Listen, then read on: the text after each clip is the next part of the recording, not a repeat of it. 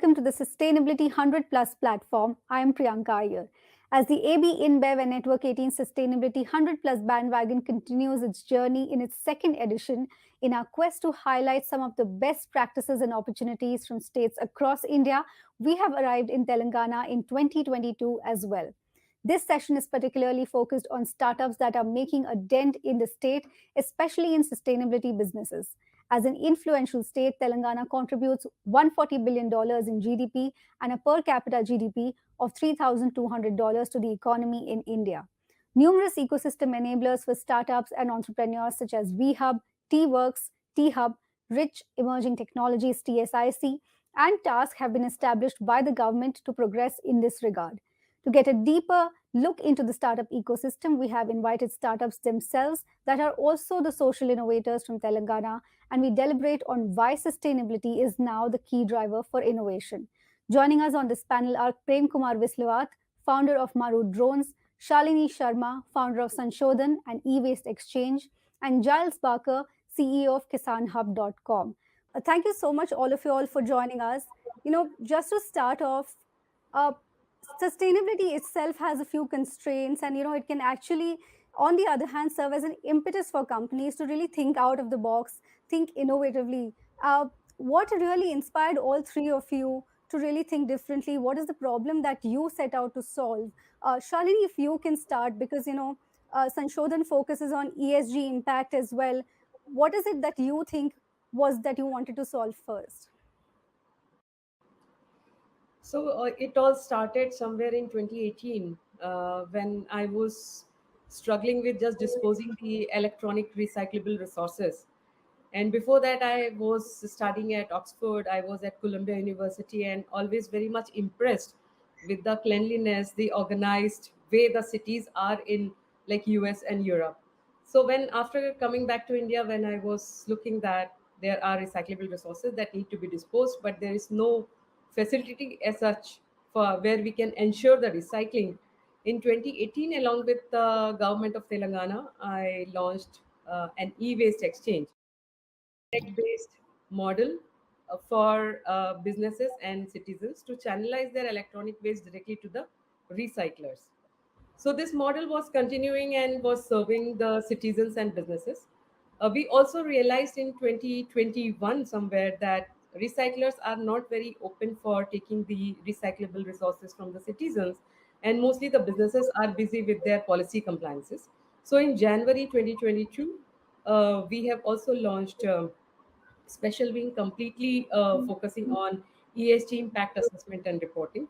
That is a B2B service. So now we are also dealing with the businesses directly B2B, and then with the society, helping them for channelizing their electronic waste for the recycling. Right, Prem, if you can help us really with the problems that Maru Drones is solving when it comes to afforestation, agriculture, using drones in agriculture in a sustainable way. Tech is really contributing to agriculture and other world problems that we have at this point. Thank you. So basically, we very often we listen, right? Technology solves a problem, right? But there are a lot of like problems which are around us. Like majorly, we do plantation in urban cities, like in cities, like the every time. But when we see the majority, the green lung space is in the reserve forest, where people can't go, and because of wild animals and the deforestation or forest fires. You might be hearing about the California fires, or you might have heard in the Northeast, suddenly there's a forest fires happened, the forest got burnt and everything. That's where we thought when there is a deforestation is happening at a rapid scale, and when people are unable to go, where we could use these drones wherever there's a deforest area, plant them and monitor the height, growth, and more of the species or plant count kind of the analytics. So basically, we brought the technology based the reforestation at a scale, and we launched a campaign called Hara Bahara, where we are planting 1 billion trees by 2030 using drones. The uniqueness is we get these seed balls by local community like NGOs, self-help groups, and tribals, and we identify deforest areas and use these drones for the planting there, and post that we give the analytics interface for them to understand the survival rate or the more of the plant count and species count of a thing in afforestation. When it comes to the agriculture, the we India is an agricultural dependent country, but if you see a reality is today in agriculture, due to lack of skilled labor force or aging of a farmer and the traditional practices, like there's a lot of health hazards. Like if you see in Google, if you search for cancer train, a train goes every day from Punjab to Rajasthan for treatment of cancer patient, and the train name is called a cancer train. More than 80% of people are farmers who are traveling from one Punjab to Rajasthan. This is not just story of a Punjab or Rajasthan; it's a story of every state where a farmer who is doing this agriculture is prone to these diseases like TB and cancer kind of a thing. That's where we thought, why can't we introduce these drones where it disconnects the direct access, and traditionally a farmer uses 100 liters of water. Using these drones, they're using it 8 to 10 liters. So 80% reduction of water happening. If they're doing 4 to 5 hours in 1 acre, with the drones they're doing it in 8 to 10 minutes. So there is a huge shift. And also the first time we see a farmer is using technology is going to drone, because actual reality is never a farmer used a technology till today. Today there is a pest or disease. He is using a drone in less than 10 minutes or 15 minutes. His pest or disease has been going away. That's where he's building trust and more of. So after the green revolution, when it happened, it was happened on inputs. Now the green revolution is happening on the technology adoption and transformation using these drones and data. Giles, if you can come in on that, because Kisan Hub focuses on farm management software. Really, where did that come to you? What was the sort of innovation that you thought would be really helpful for farming in India? Yeah, absolutely. Thank you, Priyanka. So I think there's been some really interesting discussions already today, and I'd like to pick up on a few of those points. So we started with the grower in mind, and I think that's fundamental to everything we need to do, because the grower is the one who is contributing to the food supply chain. And we do that through working with AB InBev. So we've been really fortunate to work with AB InBev since 2018 in India and supporting their field offices and their growers in multiple regions in India. And we do that through our software platform. So we enable the field offices, which are around 20 or so for AB InBev, to help inform the farmers about how to grow the crop most effectively. I think that's really important, because by growing a more effective crop and being more productive, it both benefits AB InBev, so they get a better, higher quality crop, which helps their processing facilities to produce a fantastic beer, but it also helps the farmers, because by guiding the farmers to kind of grow a more productive crop, the farmers at the end of the day get more returns for the inputs they put into the soil. And from a sustainability standpoint, that's really important. So we always talk about environmental sustainability, and I'll touch on that in a bit, but you also got to think about financial sustainability, because for growers, they very much need that financial sustainability to then invest into more environmental sustainability. And I think that's what the relationship at KissNub and AB InBev can do together. I think collaboration in that regard, both technology companies, big processes like AB InBev, plus the work of the growers on the ground, all together you can make a difference, and both financial sustainability but also environmental sustainability. And for us, what's really important is how we help the growers grow that crop, and we do that through a matter of providing them information about when to do certain activities. So through collecting data via the field offices and the growers, we can now start to inform the growers about how to grow an effective crop through planting, through irrigation, through pesticide and fertilizer application. And through that, then everybody benefits. And I think that's what we're trying to do at KissNub. Giles, as you pointed out, you have come together with AB InBev. Because we are in a hyper-connected world, the problems are similar. Is collaboration the way forward to really solve these problems and figure out different ways to look at each problem, the way it is impacted, and really work on the innovation there? I think it's essential. And I think what's been really fantastic is AB InBev have taken the lead here. So they've gone out and said, look, we know we have certain things we want to solve within our business, and we know we can't do it alone. So what they've done is they've created the 100+ Accelerate program that we were part of in 2018 and said, look, global startups, you're doing some fantastic things out there, and these are the problems that we're facing. Let's get together and see if we can solve them together. And they put their money where their mouth is, and they've invested and kind of cooperated with these companies and kind of took them to their market. So for us, KissNub, we were taken to the Indian region, to start kind of deploying our solution there. And we've seen real great benefits of doing so. But to be perfectly frank, and to answer your question, we couldn't have done that without collaboration. And I think that works both ways. And I think AB InBev are kind of a leader in that regard. Right. Shalini, in such a scenario, how do you think social innovation can attain scale? Like Giles spoke about collaboration. What really can be the way forward to ensure that the efforts that are being put, the sort of innovation that is being done, can reach a certain scale and have a larger impact?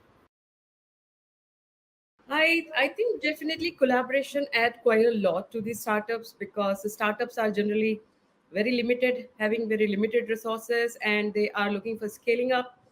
Our startup is really for the urban habitats, and which we see that there are many other who are coming into this space. The collaboration will help, say, leveraging the resources and increasing our impact in different geographies and in a smaller time period. So that's how I think collaboration is really very important. Moreover, what we are doing into the electronic waste management space is in really near future it will be required for the automobile, for textile sector, for plastics. It's already going on. So collaboration and going hand in hand will really be very helpful for the startups to grow with the little resources and making the larger environmental and social impact. Prem, would you like to come in here on this? Definitely. If you see the drone space in last 1 year, a lot of tremendous changes has happened. Like if government and industry and more of research community, the all the academia, if have not come forward, I don't think the adoption would have been in the practical. If you see they've simplified the rules. Earlier, for taking permission, it's to take months and months. Now they're simplified, saying that green zone, red zone, and then you don't need to seek a permission to fly a drone. That's a government's point of view. Then, being industry, we are in agriculture space. Anything the machinery we use, like a spray use, it has to be scientific data has to create it. That's where we were banking on the academia, the agriculture universities. We are working with multiple agriculture universities in the country and predominantly in Telangana with PGT ASU, and we have created a lot of SOPs, and that SOPs led to the subsidy. Now in the country, like a person in a village, how he buys a tractor, he can buy a drone in a subsidy, like 100%, 75%, 50% subsidy kind of a thing. If that collaborative was not there, I don't think the whatever the progressive change which we have seen could have not been possible. Often we see the collaboration, we think of just an industry point of view, but the collaboration has to be with the industry, startups, academia, and with the government. That's where the entire economy gonna come. So with the introduction of these drones, unemployed, the ITIs, polytechnics, or engineers which were in the villages are getting employed using these drones. And if you see the economics, if they use a drone, if they charge 500 rupees per acre, also if they do 20 acres per day, they're having a revenue of 2 lakh rupees per month. And if they recover all their expenses, then more than 90,000 to a lakh rupee they are earning. Sitting in their village, serving to the farmers, they're going to earn easily a lakh of rupee by just adopting a new technology, that's the drones. That's way that could have been made it possible because of the collaboration what we had till now. Correct. We'll come back to that point, but Giles, like Prem is talking about the collaboration. What is the sort of, in your view, the role of the public sector and state governments in really helping these social innovations to scale up?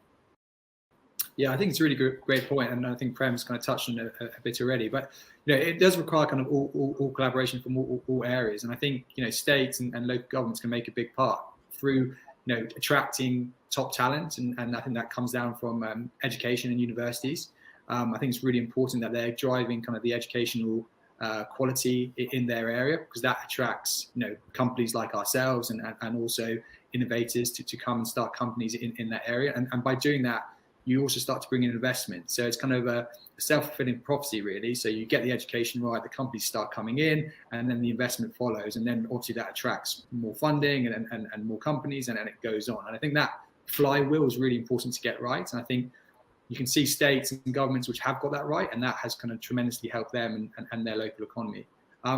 I'd also say that kind of, we've had a number of discussions with local governments in the past, and I think it's really great to see that, agriculture in particular and the farming community takes a real kind of forefront in their mind and how they can help improve. And I think working with local governments, startups, and the big players like AB InBev together, you can do some fantastic things. And I think it's in everybody's interest to help the farmers to be more productive, and therefore, it's everybody's interest to kind of support that as much as possible. And I've definitely seen that happen in the states that we worked in. And I'm really excited to see what happens in the future. Shalini, Giles has covered the part where you talk about the collaboration needed from the government when it comes to farming, agriculture. But when you're looking at at a bigger issue, cities, waste management, how effective and important it is for the government to also step up to ensure that the efforts that are being put really show some impact. Right. I think for the waste management space, it's kind of very unique space because the government has a bigger role to play. And when it comes to the waste management, society also looks to the government, not really a private company or the startup to really serving them. So what happened is that being a part of the or the partner to the state government of Telangana, that has given us quite a space to operate since February 2018. And the Telangana government was the first one a subnational government who launched the electronic waste management policy at the state level, and that was somewhere in September 2017. But many times it happens that the state governments or anybody in any government who is launching the policies should also come up with the plan for its implementation. They should bring the blueprint for its implementation. Say, for example, the government can implement this e-waste management policy or plastic waste management policy into the levels. So if you see the models for the society model, B2B waste management model, the model for the government and PSUs is entirely different. So I think blueprint for managing the waste at all these levels, one is society, one is government and PSUs, then third is B2B, is need to be really prepared and implemented, where the waste management, even I will not say waste management, I'll say it as a recyclable resource management services, should be designed in such a manner that it should be targeted towards the segment for which it is made. Secondly, you asked about the role of PSUs. I think PSUs and even large companies, they are having the budget of around 2% of their profits that they need to spend for CSR. So in CSR, they can do quite a lot into the waste management space. Say, for example, they can collaborate with the municipalities, where we are providing one waste management model that is called a sand bin. And Sandbin is we worked with some of the IT industries where they wanted to put customized, beautiful electronic waste disposal bins into their premises, and they also wanted it to be so beautiful that their employees and their employee colony should be using that. So we prepared that and set up a complete system for those companies to channelize their waste to the recyclers and then account it, that how much resource recovery they have really received or achieved. So this model is quite a hit, and it can be very useful for the government offices, PSUs, the IT companies, and even the large apartments and the colonies. One more point I would like Right. to add is on the collaboration, where we have launched the International Alliance on Circular Economy and Sustainable Development Goals, where we are coming up with the verticals. Two verticals are already established. One is Circular Electronic Alliance, that you can also see on our website sustainabilityexchange.com, and another is Circular Textile Alliance. That is a wing under International Alliance on Circular Economy and SDGs, where we are having 140 companies, government officials, even the political leaders who are leading it as a mentor, as a patron, and as a guide for us. So this is how we are Right. working together with the industries, with the government, with the political mentors, and also with the companies. We are having some PSU partners also who are, and even the government organizations who want Yeah. us to be on the gem to serve the government departments. So this is overall Right. platform where we are in for Yeah, Chini. Right, Shalini has pointed out, all of you all have benefited from the friendly policies of the Telangana government. But is there any room for improvement? Giles and Prem, if you all can come in for this one last question. Definitely, there is a improvement is because the new technology is coming. It there is a number. The boost has to be to the innovators and technology by giving you some financial assistance more on the R&D point of view. Because whenever there is something new comes, there is a lot of R&D goes to the at a startup levels and everything. Second is when a user, the end user is a farmer for us, right? Whenever there is any user, he's looking also for a financial assistance to adopt the technology or use the technology on a presently there are a lot of banks but they ask for the collaterals and everything that becomes a very difficult for the end user point of view. Third is a lot of policies at central level state levels have been in place, but there have to be a reality and to be really upholding the innovators and startups who are in sustainable space and who are contributing to SDGs, because a lot of companies talk about they want to be associating with the SDGs, like a more climate change or on more of innovation partnerships. But actually, startups really have those all elements. But that bridging has to happen with the corporate CSRs who are want to associate with SDGs and the startup companies. And there is a lot of talent challenge is because a lot of corporates are happy to pay big money and do it and everything, but startups they spend a lot of time energy and create the talent, and suddenly the corporates are easy for them to pick up from these startup companies. Post covid, the huge difference Right. we are seeing is the talent of which is in startups are moving to the big companies, and this is a continuous problem is going to happening kind of a thing. So that's the government should help us in more of a giving some incentives to the startups whenever they're trying to set up in at least in Telangana and kind of a thing. So and when we are raising funds also, the lot of investors have a lot of the challenges is because of the Hyderabad and because of the new technology.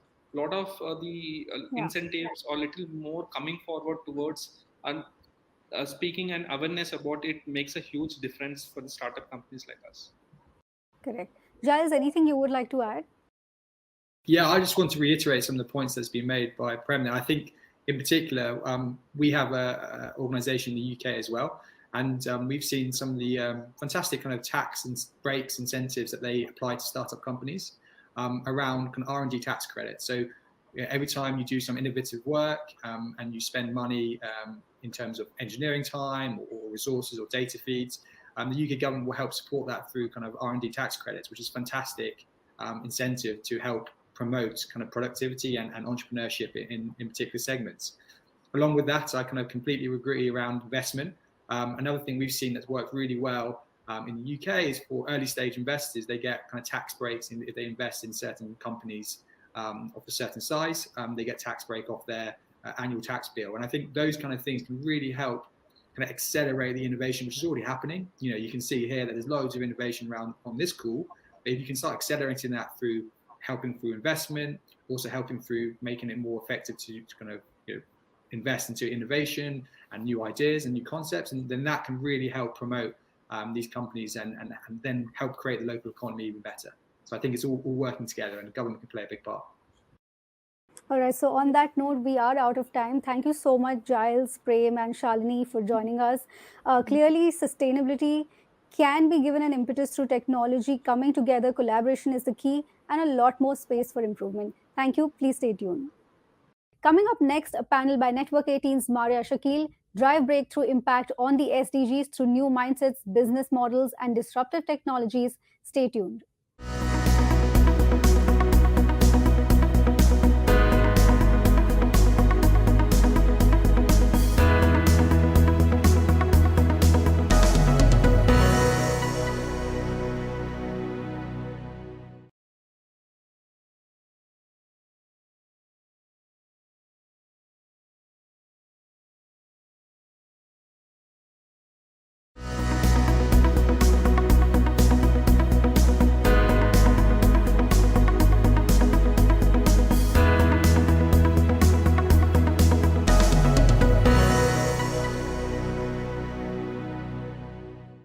Hello everyone, and welcome to this interesting and rather important dialogue, which is part of the Sustainability 100 Plus platform presented by AB InBev and Network 18 in a strategic partnership. We believe in fostering one ideology. The ideology is together for a better future. And what better way to discuss this than to discuss it through players, makers of India's youngest state, that is Telangana. Telangana government has always believed in coming up with innovative solutions. In fact, they have taken up initiatives such as accelerating economic growth, improving infrastructure facilities, and programs targeting social welfare and inclusive growth. Most of these initiatives are very critical for Sustainable Development Goals, or SDGs, as we keep talking about. Let me bring in the guests at this hour. Joining me, Sri Jayesh Ranjan is the Principal Secretary, Industries Telangana. He is in many ways the architect of this entire concept. M. Srinivas Rao is CEO T-Hub of Telangana. We also have Kamlesh Kumar Sharma, Chief Public Affairs, Communication and Sustainability Officer, Hindustan Coca-Cola Beverages. Mr. Sharma, welcome. Rajesh Khosla is President and CEO AGI Glasspack. He is also joining us. We also have Tanvi Rohadgi. She is People Director, India and Southeast Asia, AB InBev. I'm going to begin with you, Jayesh Ranjan. SDGs, as we keep talking about, it's about having a fresh perspective and innovation. And Telangana increasingly is becoming a state where innovation has taken up a new form.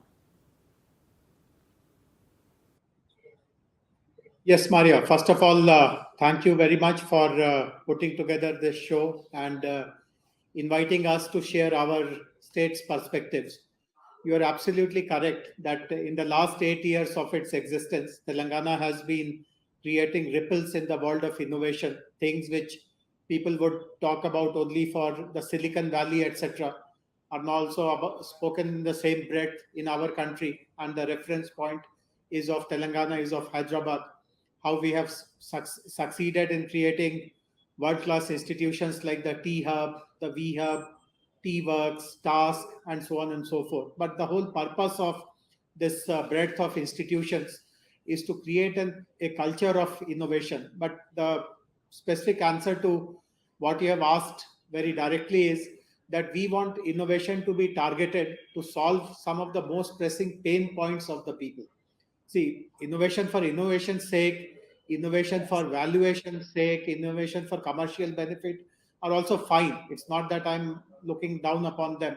But in our state, there is a very clear prioritization that kind of innovation which helps the lives of the common people become better. When we look at partnerships, here public, private and social sector, partnership and involvement of all these sectors become crucial. How important do you see that partnership here?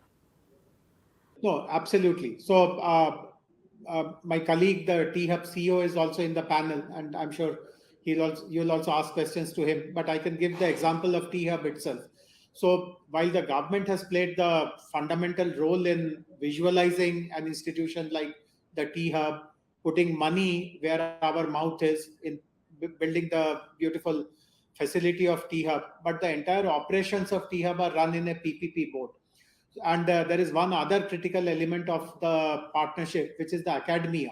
So, for example, when people talk about Silicon Valley, if you go back in time and look at the early days of Silicon Valley, the real impetus came from institutions like the University of Stanford, the University of Berkeley.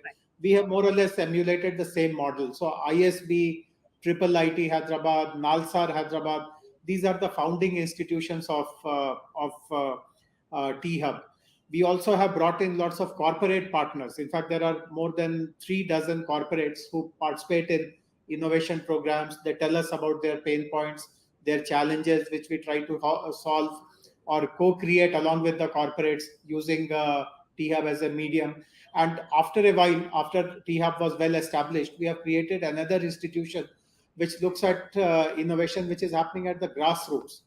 In fact, when we speak about the problem of the common people, we also notice, particularly in our state of Telangana, that there are lots of locally available solutions, which conventionally we tend to look down upon, saying that this is all jugaad and there is no science behind it.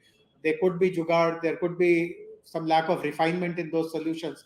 But if you are able to discover them, unearth them, give them a platform to refine them further and maybe commercialize them at a larger scale, wonders can happen. So we also have a program, we also have people to run those kind of programs related to grassroots and social innovation.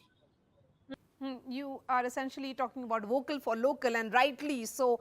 We have to really promote what is jugaad in India, which has become so, and it's a jugaad which ensures collective effort. Mr. Rao, talking specifically about T-Hub 2.0, did pandemic play a role in advancing or delaying these projects?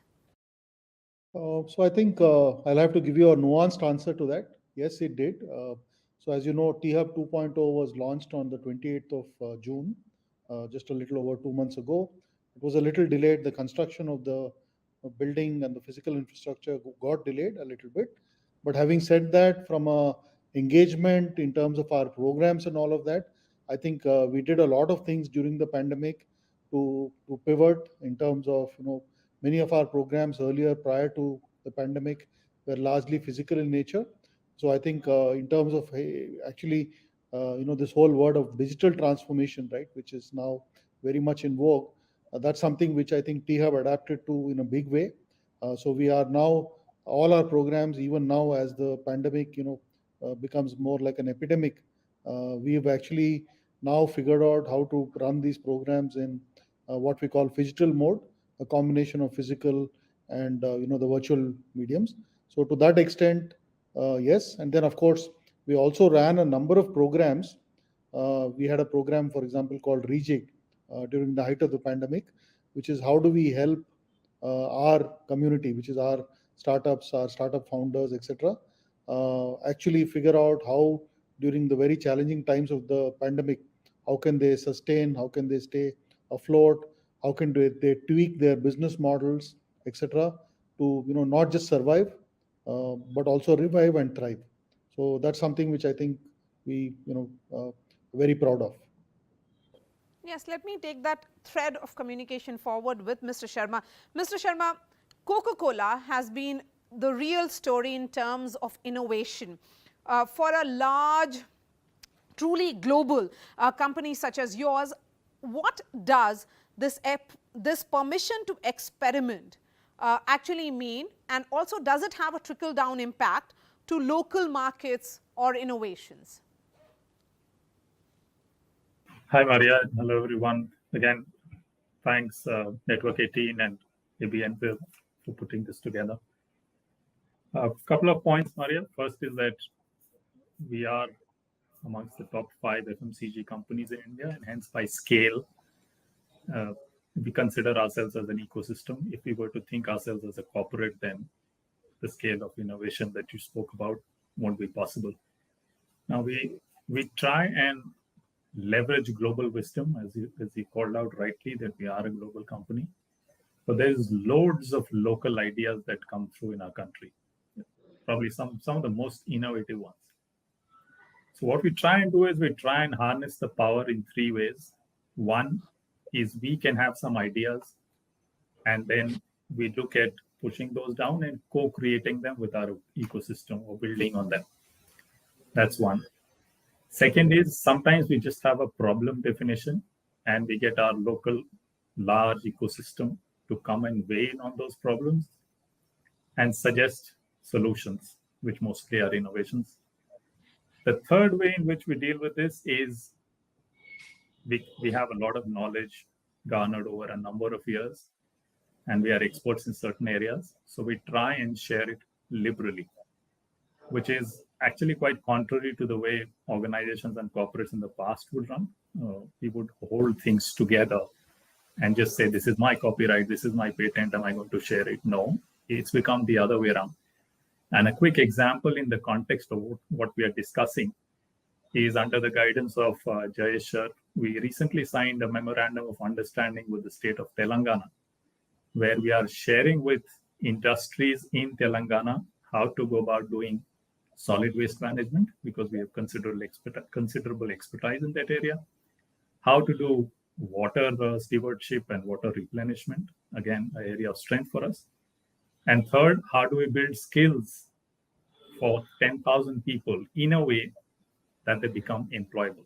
And we are partnering with the government in that way. So it's all co-creation, it's a lot of sharing, it's a lot of learning, and that's how we are going about this business here. I'm going to come back to you and talk more about this trickle down that we keep talking about. But Ms. Rohatgi, coming to you, AB InBev has been a true champion of incubator programs, and in many ways has also been a global accelerator. What has been some of the roadblocks or positive experiences here, in Telangana in particular, or in India in general? Thank you so much, Maria, for that question. And firstly, hello to all the panelists, Mr. Jaisha, Mr. Rao, Mr. Kamlesh, and Mr. Rajesh. It's a great opportunity to share this platform with you. So I'll answer the question, Maria, and it's a very, very good question that you have asked.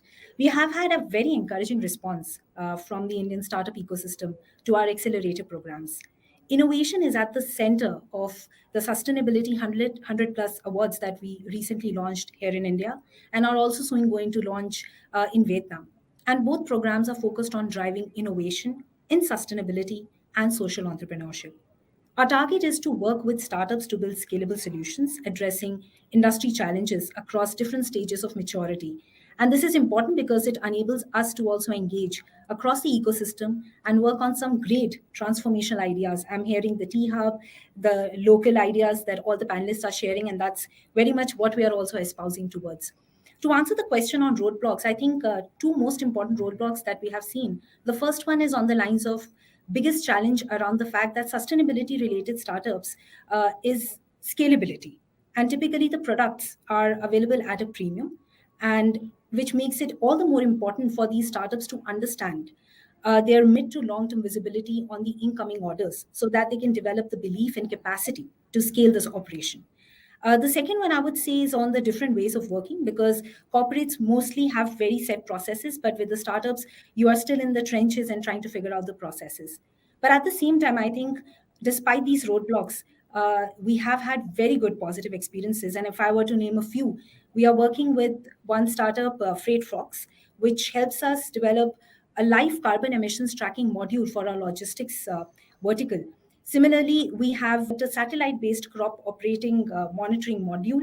And another one, we are working with Earthos, wherein we are developing biodegradable plastic substitutes. So a lot happening, a lot of roadblocks, but at the same time, a lot of positivity as well. Yes, and you have highlighted more the positive aspect, and I think that ecosystem is something that will yield the results that we are hoping for in the medium to long term. Mr. Khosla, you have been one of the largest container bottle manufacturers, and you set up a 400 crore manufacturing unit in Telangana alone. How has the experience been working with the government there? We have been in Telangana for a long time, and this is the new organic plant we have added up. Already we have been melting and doing the glass manufacturing of 1600 tons per day. So this is a very specialized type of glass manufacturing. We call it specialty glass. It is to be used for high-end perfumery, high-end cosmetic, and pharmaceutical like vials, and some specialist requirements in the area. So this plant has been put up with a lot of innovations, with decorations and everything, and total investment has come out to be close to 400 crores. We have been very happy with Telangana. That's the reason we have been expanding so much in Telangana. The whole ecosystem works very well. The support systems by the government and by other establishment has been wonderful. And today being a hub of innovation, or today being a hub of IT, which is a synonymous word of the innovation, is there. So there is a blooming culture, or there is a innovation and creativity in the air in Telangana. And so we feel very comfortable, happy in working out here and expanding in this state. Jayesh Ranjan, I'm coming back to you, and I want to understand from you, because all the speakers so far have spoken about a friendly ecosystem. How critical is it for the state government to generate that space and make it so friendly in terms of it becoming almost like a thriving space for startups? Yes, Maria. So we feel that that is one of our primest responsibility. I mean, as a government, that is the biggest expectation that we have, that we should be able to create a very conducive ecosystem for the startups. And the beginning point of it, the starting point of it is to first of all understand very deeply in a bottoms up way what are the challenges that the startups have been facing all these years, what are their biggest pain points, and then design a policy and an action program which addresses these pain points. So for example, if you ever come to Hyderabad, you will be very impressed to see the Tea Hub building. In fact, it has now become a new icon of Hyderabad city, much the same way that people have been recognizing Charminar for the last 450 years.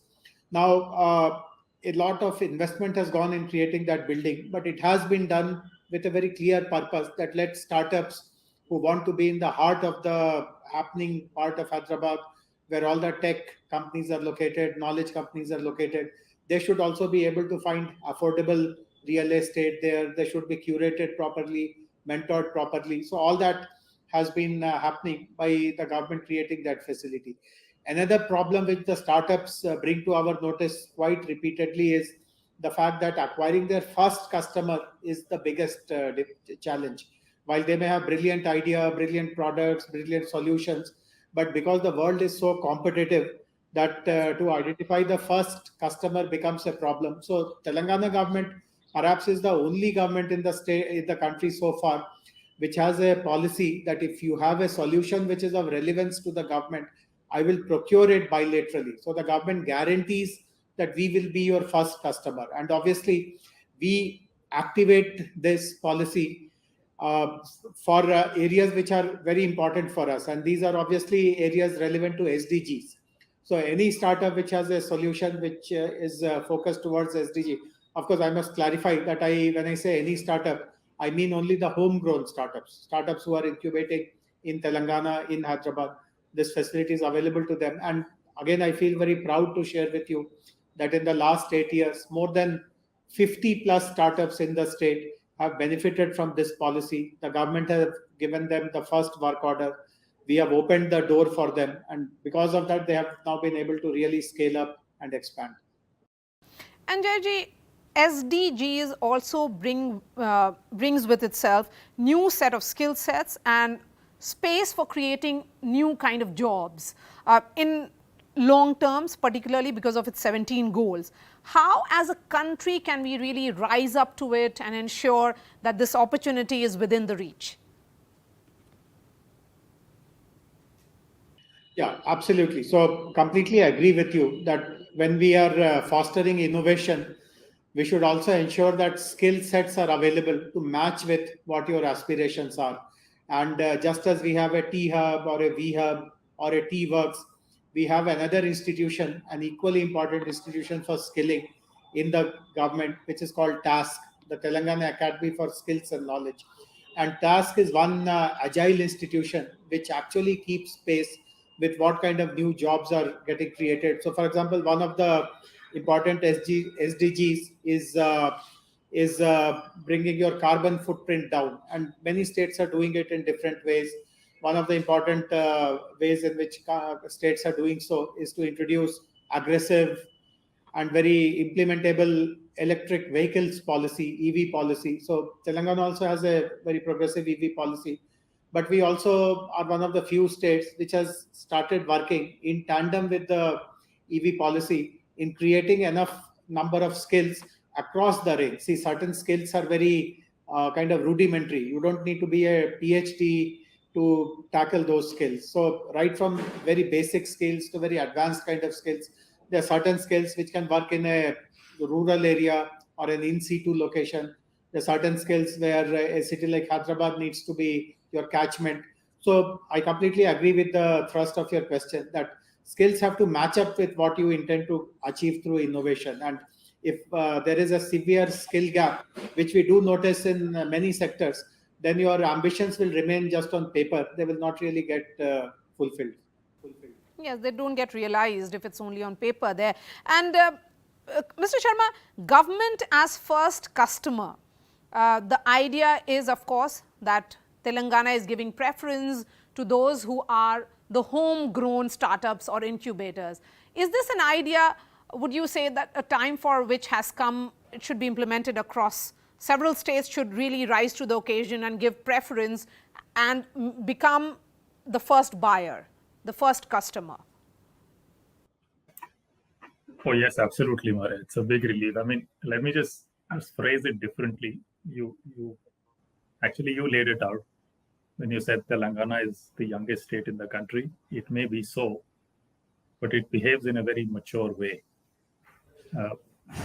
And the reason why there are a number of things that corporates like us are able to propose and carry forward in the state is because the government is very open, not just to hearing that idea, but also in a way, figuratively speaking, sometimes really also buy into that idea.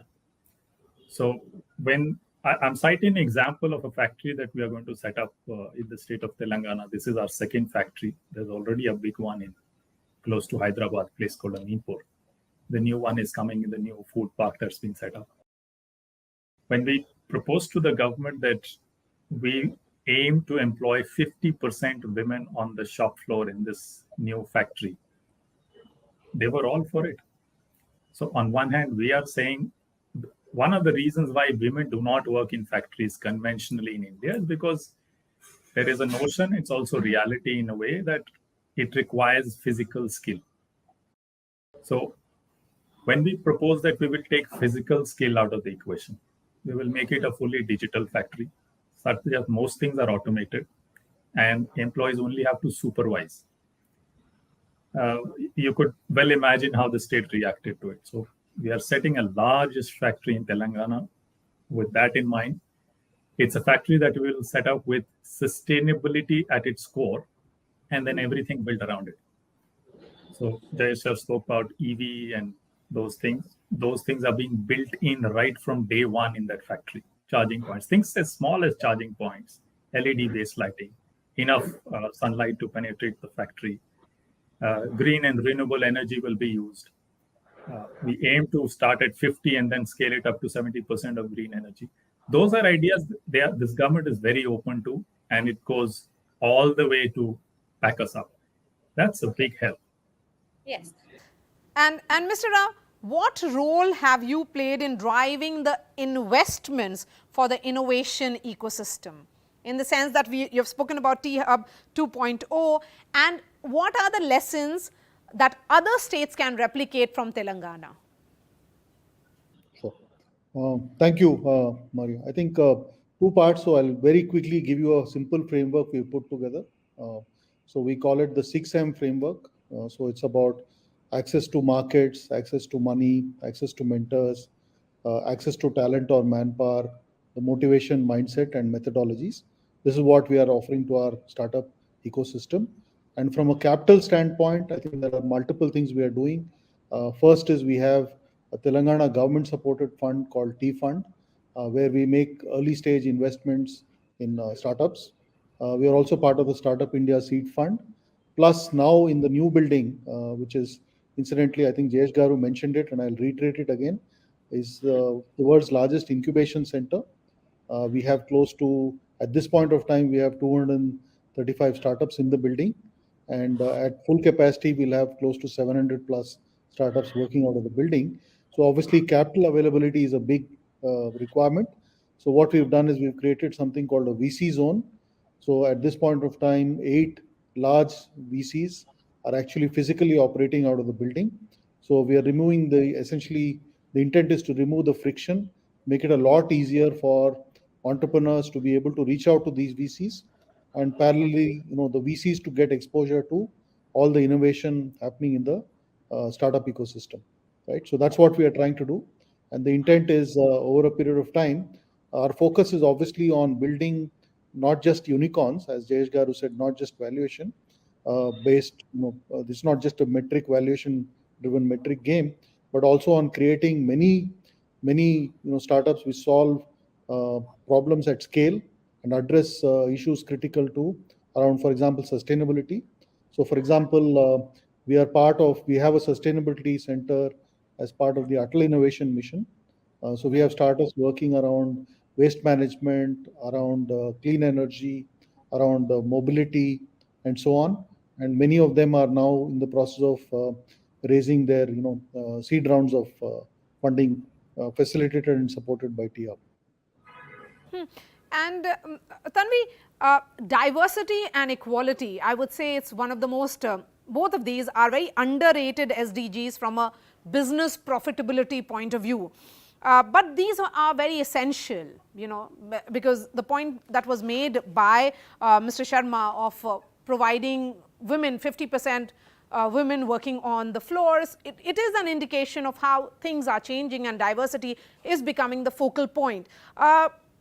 How critical is it to speak about this for an inclusive development? Very, very critical, Maria, and thank you for raising that question. Women are the agents of change, and they are the torch bearers for social, economic, and environmental transformation for the new India. I mean, researchers show that women are more likely than men to invest a large proportion of their household income in the education and well being of their children.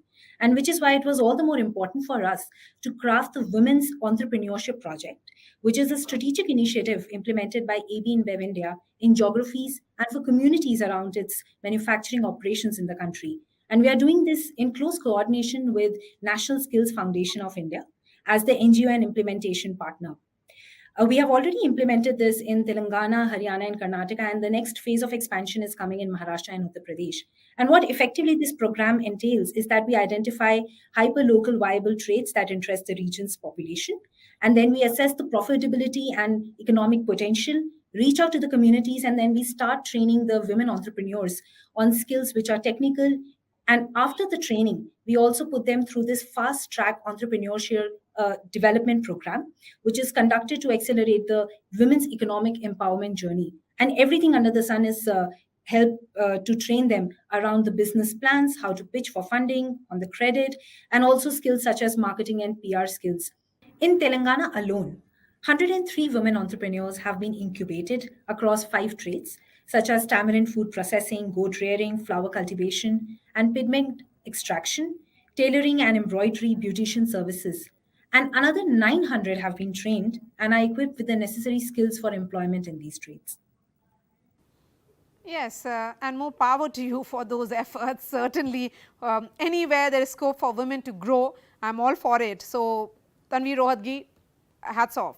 Let me bring in Mr. Khosla. Mr. Khosla, you are in a business which is very, very price sensitive, but at the same time, there's lots of scope for innovation on the sustainability and carbon footprint front. How do you balance the two? We are very happy to be in a business which is quite price sensitive.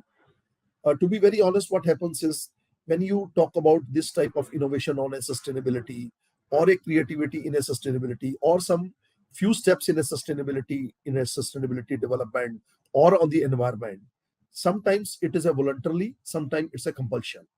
We being in a very price sensitive market, we are being pushed in a compulsion part of the business.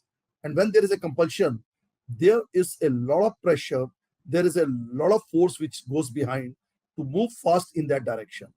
So what has happened is, because of the price sensitivity and what we exactly have seen during a time of pandemic and after that, because of the commodity increase in prices, geopolitical situation, so there has been a lot of increase in the cost of raw material, cost on the fuel, cost on availability. So many things have happened in that case. So we have been forced to look forward. Say, for example, like one thing, in our plant in Telangana, in Bongir, which is around 100 kilometers from Hyderabad, we are creating a solar power of close to 18 megawatt. In the peak of the day, we are 100% using all the solar power. We are not using anything from the grid. So this number, we have put up everything on the roof, and along with that, there is a solar park in the campus. So these things, they push us to a level because we have to reduce the cost and we have to make sure that we are sustainable and everything. Secondly, very important is who is your customer base. Our customer base are very important. Multinational companies, they are all based in Europe or USA or everywhere. They have a lot of pressure on us on the sustainability. They have a lot of pressure on us on ESG, on environment. And in turn, to satisfy their minimum requirement, we have to outperform on those levels there. And today, very proudly and honestly, arrogantly, I can say like that, we feel that we have been working so well on these parameters, and we are one of the most preferred company to these customers. Let me go back to Jayesh Ranjan and give him the final words here. Mr. Ranjan, we have talked about various incubation and eco-friendly system. Let's talk about the scalability, which becomes important. Yes, government becomes the first customer, but how do you ensure scalability of these startups? So different interventions are required really, while government becoming the first customer itself gives them a big boost, because when government becomes the first customer, we typically don't just stop with giving them a small pilot or a proof of concept, but if that works well, we encourage them to spread it throughout the state. And while ours is a new state, it still is a relatively large state. We also assess the startups in different ways. So, for example, these days, access to government data itself is a very vital piece of requirement, because lots of, let us say, if you are a tech startup, you are working in artificial intelligence, you need to perfect your algorithm, and therefore you require access to humongous amounts of data, which only the government has. So giving easy access to government, voluminous government data, helping them with proper guidance, mentorship, also recommending a solution. Suppose, so I have personally done it on multiple occasions. If some solution has worked well, and if the startup has told us that they see similar opportunities in a few other states also, which also have similar challenges and problems, I have never stopped shy of sending a recommendation letter recommending this particular startup from Telangana.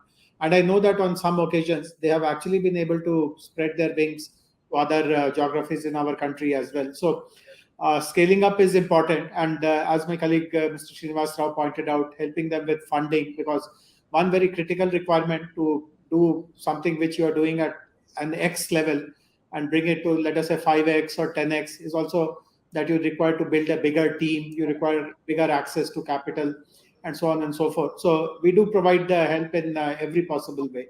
Once we know that the startup has something of relevance to us, it is targeting an important SDG, the community at large, the society at large will benefit from it. We really back it till the very end. And what is the response that you get from other states? Because Telangana may be going all out, but what about other states? Because that's very crucial for last mile scalability. Even if you give a recommendation, what is the response like? No, so I mean, it's a nice coincidence that you asked this question, because whatever we do whatever we have been doing in Telangana is now getting noticed at a national level as well. And we are speaking today, exactly a week from today. Representatives from 15 states are coming to Telangana. They are being brought here by Startup India to learn from our good practices, to see how we have created institutions, how we have brought talent from the open market to work those institutions, how supportive and business friendly our startup policy is, and so on and so forth. So to be able to showcase our approach over the last 8 years to 15 states in one go is, in my opinion, a very big testimony to the fact that things are going well in our state. Yes, absolutely. I think it's a huge thumbs up to all that is being done by Telangana and all of you, Mr. Jayesh Ranjan. Mr. Rao, talking about the mindsets, the business model, and also disruptive technologies, a phrase which is often used now. Yes. So I think clearly one of the challenges for early stage entrepreneurs, right, is it is a challenging, tough journey, and being able to stay the course, being able to navigate through ups and downs. So what we try and do is we create communities of interest. So for example, in sustainability, in the EV space, for example, in startups in the climate change space, etc., we create communities of interest. We bring in role models, people who've been there, done that, and support them. Act as sounding boards. In many cases, as Jayesh Garu has repeatedly emphasized, mentorship is a very, very critical component. So we bring in the ecosystem. We bring in corporate leaders, for example, from large companies who can actually work with the startups, help them refine their business models, tweak them, and make sure that they can the journey forward becomes a lot more smoother, right, and can learn from shared experiences and so on. So, Jayesh sir, essentially it is about the state becoming the guardian, a mentor, because it understands the long journey it takes, and at the same time you set examples, ensure mindsets change, and then give that ecosystem which is very different and distinct. See, Maria, all that is perfectly correct, but a very fundamental issue is that why is the state interested in promoting innovation, promoting entrepreneurship, embracing startups? And that is something very, in my opinion, very distinctive about Telangana. I mean, there are other states as well where lots of entrepreneurship is happening, innovation is happening, but we have not heard any great intervention which the state has consciously made to create that ecosystem. In many states, again, I don't want to run down any state, but we know of many other states where it has all happened organically. I mean, state has kind of not come in the way, which itself is a big thing. But most of the places it has happened organically. But the difference here is in Telangana that we have really fostered that creation of that ecosystem. And the fundamental reason, as I said, is that because the state has believed right from day one, since the last 8 years, that lots of technology, lots of path-breaking reforms, which the world is seeing today, comes from the world of startups, and we should also encourage them so that much of that benefit comes to our state, our people. And therefore, the very DNA of Telangana is that it should become innovation friendly, entrepreneurship friendly, because it will benefit the people in the long run. Yes, let's end the discussion on that DNA of Telangana that Jayesh Ranjan spoke about. Thank you so much for your time, Mr. Srinivas Rao, Jayesh Ranjan, Kamlesh Kumar Sharma, Rajesh Khosla, and also Tanvi Rohadgi. With that, it's a wrap from me. There will be a special feature on Sustainability 100 Plus Awards, so stay tuned.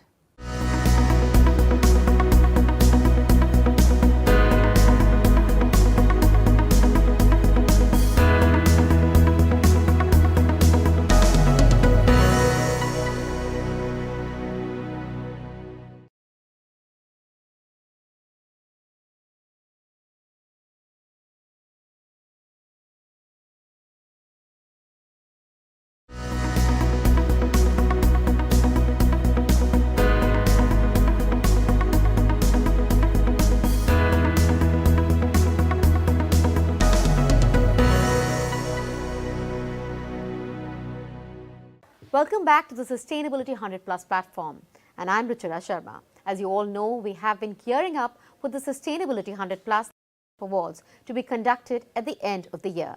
The Sustainability 100 Plus Awards are a natural extension of AB InBev and Network 18's Sustainability 100 Plus journey that began in the year 2021. And the awards will celebrate the best of the best in sustainability. In fact, the entries have already begun coming in and will be evaluated and vetted by our knowledge partner, Futurescape, for the esteemed jury members. But moving on to the current topic, over the years, social entrepreneurship has grown significantly. It plays a pivotal role in triggering social change and attaining sustainable development. Social entrepreneurs are considered very critical change agents who can deploy entrepreneurial skills to provide solutions to important social and environmental problems. And today, to learn how social entrepreneurs are playing a very important role in mitigating last-mile sustainability challenges, I'm joined by two very special guests. And in fact, one of them is a jury member also. So on that note, let me introduce our guests for today. We have with us Ms. Seema Arora, CII, and Mr. Bratton Roy, AB InBev India. So I'd like to begin with you, Ms. Seema. The first question is that it is estimated that businesses are partnering with and supporting social entrepreneurs, and these could have a very positive impact on the lives of nearly 1 billion people around the world. So could you tell us a little about how CII is particularly viewing this opportunity? Thank you, Ruchira. I think social entrepreneurship has become a tremendous opportunity. It's an opportunity of not just changing lives, but impacting the economy in a big way. And especially today, as we witness a major push towards promoting and encouraging entrepreneurship movement in our country, both at the policy level and in action, we can see a lot of programs and schemes like the Make in India, Startup India, etc. And SEBI also recently notified the Social Stock Exchange Framework. So there is a huge opportunity. And at the same time, we are seeing growing high net worth individuals in the country who are willing to and looking to invest their money, philanthropic money, in forms of grants and impact investments. What we also see is that the social entrepreneurship movement is seeing ideas that are taking root not just in large cities, but in smaller towns and rural areas as well. And entrepreneurs are working in multiple areas. For example, working in introducing sustainable farming that helps conserve resources through organic products, use of various kinds of vermicomposting, water ATMs, bicycle sharing apps. So there's so many areas that social entrepreneurs are working towards making impact and changing the society. CII has been leading this mission of leveraging business acumen with social objectives by encouraging companies to incorporate and practice social responsibility across all dimensions. The CII Foundation, a trust set up by CII, helps enterprises to deepen their engagement with society in areas such as natural resource management, women empowerment, serving people with disabilities, disaster management, amongst others. We also have a special program for grassroots women social leaders and entrepreneurs who are identified through a rigorous due diligence process, and we work with them in building capacities, mentoring, providing them access to markets, networking with larger businesses. And just as a number today, this network has almost 100 plus women leaders providing solutions on health, education, and impacting livelihoods of over 12 lakh women in the rural setup. So this is what CII has taken steps, please. Great. Thank you for sharing that whole journey that CII has been making. But moving on to my next question, knowledge and skill sharing are some of the foremost ways for large businesses to actually get involved in the entire, social innovation sector. So how is CII particularly incentivizing or advocating businesses to look at these serious, and treat this as a serious business opportunity rather than just a CSR perspective? Yeah, firstly, my compliments for bringing this up, that social innovation needs to be seen beyond the CSR lens. And we can see that now many companies have been engaging with social enterprises, NGOs, and sharing their skills, as you rightly said, their know-how, and also helping create better management processes, systems. So far, most of this is done through the system of volunteering. And CII, for example, has a special initiative under its India at 75 mission, and has developed a national volunteering grid that works as a self-sustaining ecosystem. It connects non-profits, community organizations to volunteers from businesses, and it especially encourages professionals to volunteer skills and help build organizational capacity in non-profits. But Ms. Seema, female entrepreneurs, which you earlier spoke about, are also making their mark in each and every field. So do you feel that empowering female social entrepreneurs is actually the key to economic recovery, and what kind of policy interventions are required with this regard? I think empowering half the population, which is women, is definitely the key, not just to the recovery, but also sustainable development and equitable progress. Women entrepreneurship is a key economic driver, and it should be encouraged, as women really provide an opportunity to create a work ecosystem that is best suited to them, while at the same time contribute to the economic growth. So in my opinion, there are many such facets, such as knowledge, skilling, etc., then can be worked upon. Innovative ways of creating market spaces as well as access to finance opportunity is the key area where we need to work to support the women entrepreneurs. Coming to my last question, does social innovation also in a way promote more cross-border cooperation? Because after all, the problems that we face, even though they are complex and diverse in a country like India, they are also common to the entire planet and very global in nature. So what's your insight here? Well, I think the global nature of the challenges that we face nowadays really provides us an opportunity, and really provides an opportunity for a common agenda to collaborate, build on the knowledge and the experience of each other. But we all know that cooperation does not stem automatically from the existence of a common problem, right? So we have to have spaces and platforms which have to be created so that we can collaborate. There are various platforms which exist and push for knowledge exchange, and something on top of my mind is really the G20, as India will be, taking the presidency of G20. CII is also the B20 counterpart, and we know that some common agendas do move through countries, and this kind of a platform provides the opportunities. So I think the cross border cooperation to really thrive, there is a need not just of the commonality of the challenge, but also there has to be an agreement on business priority and policy priority. Definitely, definitely. And hopefully India will make a great headway in this regard. Thank you so much, Ms. Seema Arora, for joining us today and sharing your insights with us. Definitely, as you said, we all need to come together and join hands to continue to do our bit towards building a more sustainable and equitable future. So, Mr. Bratton, thank you for joining us today. Could you tell us a little bit more about AB InBev and how it has really gone about leveraging local partnerships for advancing the sustainability agenda that you're so keenly following? And I believe there are some really interesting stories that you could share with us. Sure, absolutely, yes. Thank you. I think we have been working with a lot of partners, throughout our journey here in India across, different projects that we work in, and especially in sustainability. I think any social entrepreneurship work that any corporate does is incomplete without public, private, and NGO partnership, and that's key to any model that you want to scale. And we work with a lot of NGOs and partners across the value chain, and very interesting examples that I can possibly share that with you. For example, we work with Cropin, which is a satellite based crop operation monitoring module in our agro program. And this model is very unique and enables mapping of on-field operations like irrigation, fertilizer application digitally. So we use Cropin and work very closely with the farmers as well. We have also worked with a lot of startups, like, for example, Craftstate, to develop a paper from agro waste that is essentially tree-free paper. We have worked with startups like Arthos, which is in the process of developing a biodegradable plastic substitute, which is equally important.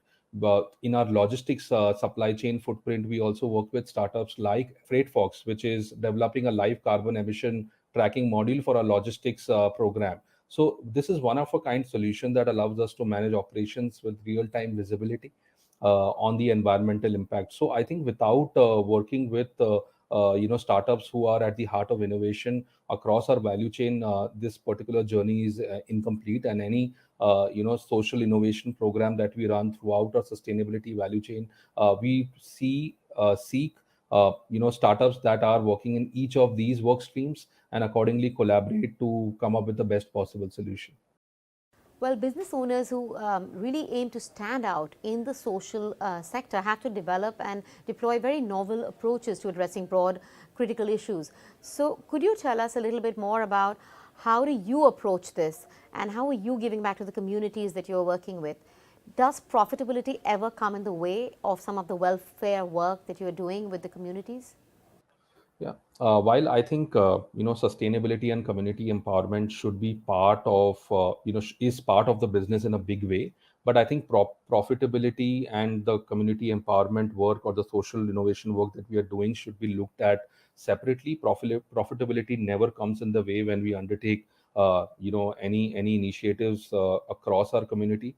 We do a lot of community initiatives, Ruchira, which is around rural economy, working with farmers, daily wage earners, social entrepreneurs. If I can give you an example, we have, come up with this initiative that we have been doing in the last, 2 years around women entrepreneurship, which is a strategic initiative that we have come up across different geographies for communities around our manufacturing operation. We are doing this in India in close coordination with our partner, which is National Skills Foundation of India, an NGO and an implementation partner that we work with extensively. Currently, it is up and running in Telangana and made significant headway. But we are also taking this program and scaling it further in Haryana and Karnataka.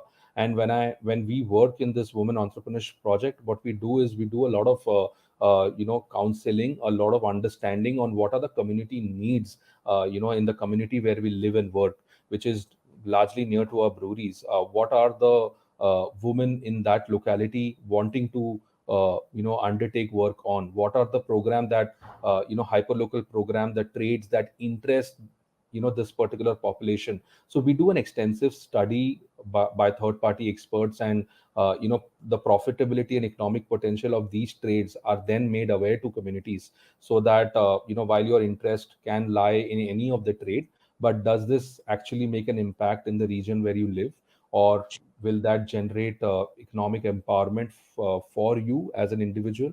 And there are many small trades which is like goat rearing or stitching or upskilling or embroidery work that they engage with, and we bring the entire community program together. We give them a lot of technical skills. Post training, there is a fast track entrepreneurship development program that we conduct to accelerate their empowerment, economic empowerment journey, and then bring them together and also fund this for them. And obviously, they are self-independent as we move forward. Well, AB InBev is also very passionate about the Sustainability 100 Plus Awards, and you have been involved in the entire campaign right since the beginning. So, could you tell us a little about the journey so far? And 4 categories for the awards are based on the 4 pillars of the campaign, namely climate action, water stewardship, circular packaging, and smart agriculture. So, how do you envisage the role of innovation and entrepreneurship in tying all these 4 pillars together? Sure. Yeah, I think it's very, very lucky to be a part of this program for the second year running, and very happy to be associated with Sustainability 100 Plus in collaboration with Network 18. I think it's a great platform for knowledge sharing, and we want to work across key 4 sustainability development goals across agriculture, water stewardship, climate action, and circular packaging. Innovation and I think social entrepreneurship is very, very integral to the awards program. We want to really go out there and see who are these startups who are doing exceptional work across each of these work streams. Well, thank you so much, Mr. Bratton and Ms. Seema, for this very insightful discussion. As you all mentioned, we need to come together and join hands and continue to do our bit towards building a more equitable and sustainable future. So thank you so much for joining in today, and thank you to our audience for watching.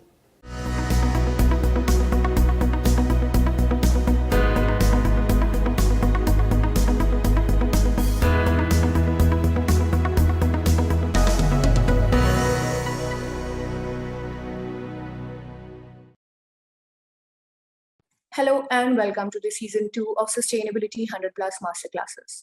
We are back with yet another session to educate you all on a buzzing topic, ESG investing, how it makes a financial sense for business. And to talk on the subject, we have an innovative leader in the domain, Astha Sharma, Director of Finance for India and Southeast Asia, CFO India, AB InBev.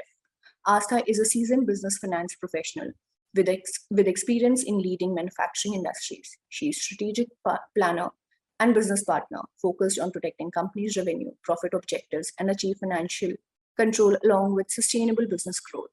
Welcome, Astha. Thank you, Sugandha. We are super excited to dig deeper into the topic today with Astha. Without further ado, let's start with our session. So, Astha, our very first question is, what is ESG investing? Yeah, so broadly, in broad terms, ESG investing is using environmental, social, and governance factors to evaluate companies and countries on how advanced are they with sustainability. It's basically considering all those factors is when investors get a more holistic view of the companies they back, and which can help them mitigate the risks and opportunities and identify further. I'm sorry, I just. No. You can take it from the top also, that's okay. Thanks, Sugandha. So ESG broadly ESG investing broadly means using environmental, social, and governance factors to evaluate companies and countries on how far advanced they are with sustainability.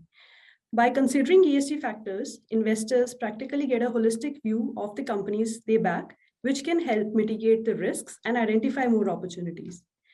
ESG investing is widely seen as a way of investing sustainably, where investments are made with consideration of environment, human well-being, and as well as economy. It is based on the growing assumption that financial performance of organizations is increasingly affected by environmental and social factors. Market disruption and uncertainty caused by pandemic in 2020 led many investors to turn to ESG funds for increased resiliency. In fact, the first 3 months of 2020 saw $45.6 billion USD flow into these funds globally. $30.7 trillion currently sits in sustainable investment funds worldwide, and it is predicted that it could rise to around 50 trillion in the next 2 decades.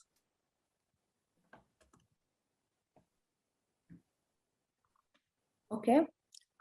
So I think since you have thrown some light on what ESG investing is all about, let's try and understand what are the ESG risks faced by a business. So if I were to start with, let's start with the E. The E is about the way a company impacts and interacts with its natural capital, which includes the physical risks such as biodiversity loss, increased risks of flood, and extreme weather events. When looking at this E, investors also face the transition risks, which could be risks related to transition to a low carbon economy. Moving on to the S in that ESG is about the way a company affects its various stakeholders groups. It could be either external or internal, like employees, suppliers, contractors, consumers, and others. So negative social impacts can occur through direct operations and value chains. The S is typically including the risk of infringing of human rights of stakeholders, like for instance, limiting workers' freedom of association would result in a direct negative impact on workers' rights. And other examples could include discriminating based on gender or ethnicity when hiring or promoting employees, failing to monitor whether suppliers or contractors are paying a living wage to their workers, etc. The last part of that ESG, being G, relates to the 2 core components, corporate governance and business integrity. The first can really be seen as a way a company governs itself through policies, processes, and controls to achieve compliance and secure that transparency in its dealings.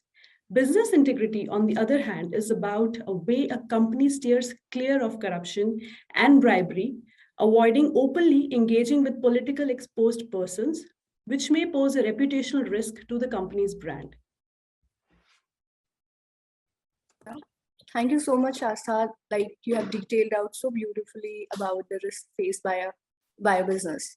What are the ESG criteria that are looked by investing firms usually? So I can cover a brief examples around the factors of ESG being environment, social, and governance. The first one within environment could be publishing a carbon or a sustainability report, limiting harmful pollutants and chemicals, seeking lower greenhouse and gas emissions, and use of local renewable energy resources. In case of social, it would be operating with an ethical supply chain, having policies to protect against sexual misconduct, supporting LGBTQ+ rights and encouraging diversity, and having a fair pay wages. In terms of governance, it would be embracing diversity on board of directors, embracing corporate transparency, and having someone other than the CEO as the chair of the board.